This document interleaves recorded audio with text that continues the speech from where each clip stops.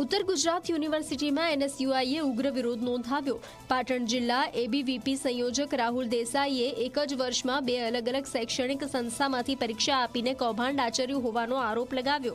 March 2023માં BSM 6ની બીડી college પાટણમાંથી પરીક્ષા આપી તો ઓગસ્ટ 2023માં સેનેટરી ઇન્સ્પેક્ટરની રાધનપુરની કોલેજમાંથી પરીક્ષા આપી।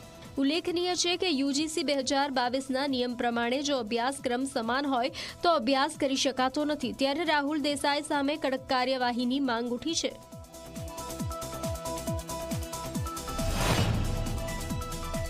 જે ડિગ્રી લીધી છે આનું એક જ આધાર કાર્ડ ઉપરથી એબીસી આઈડી જે છે એક જ એનરોલમેન્ટ પડે તો આ 2 એનરોલમેન્ટ પડ્યા કેવી રીતે અને આ યુનિવર્સિટીમાં ફોર્મ ભરાયું કેવી રીતે?